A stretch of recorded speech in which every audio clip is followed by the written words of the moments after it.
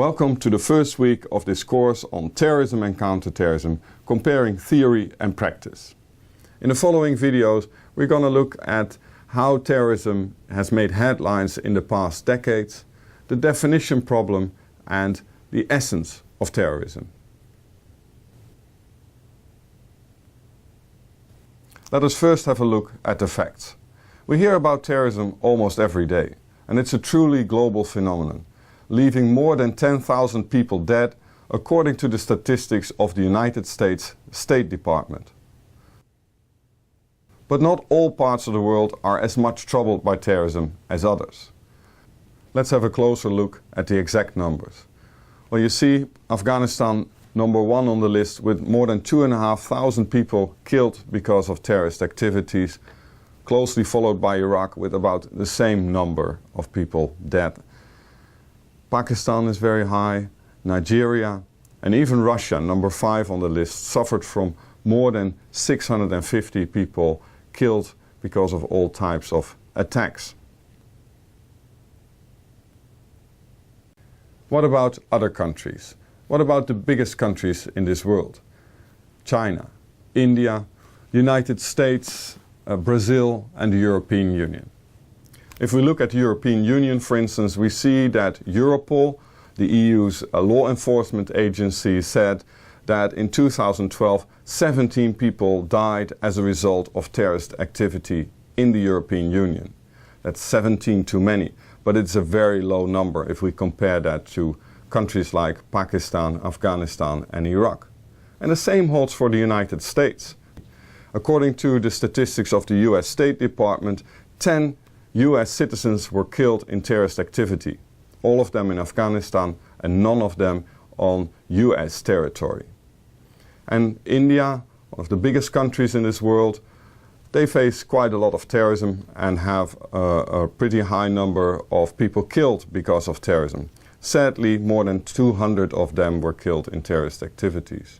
And China, the biggest country, has 15 people killed in terrorist activities in the year 2012.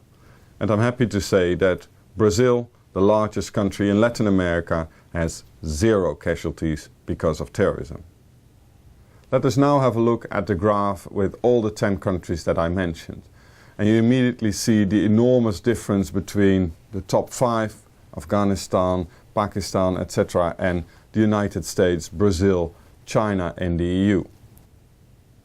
These differences are quite big. Well, let's put it on a map. The map of terrorism today shows the differences in the impact of terrorism. Well, the map was made by the Institute for Economics and Peace, and it combines the number of incidents, fatalities, injuries, and property damage.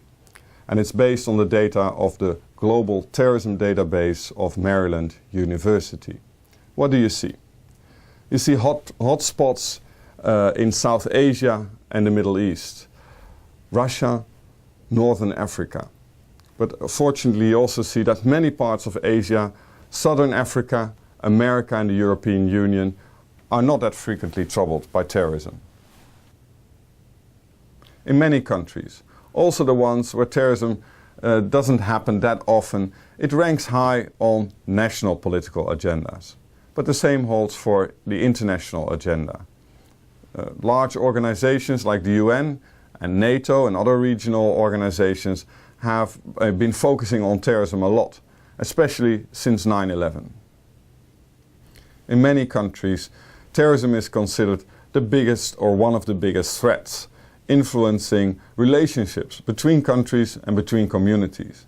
And some even argue that we live in a post-9/11 world because of its enormous impact on relationships, on our way of thinking about security. Do you agree? Well, it's been 12 years, and there's so many other issues that define our age. Think of the economy, the environment, technological innovations, and so many other social political issues. A post-9/11 world? I wouldn't call it like that. So what have we learned? Terrorism is a worldwide phenomenon, but there are enormous regional differences. And terrorism has a great impact on peace and security. And therefore some believe that we live in a post-9/11 world. In the next video, we're going to look at the history of terrorism, the terrorism before 9/11.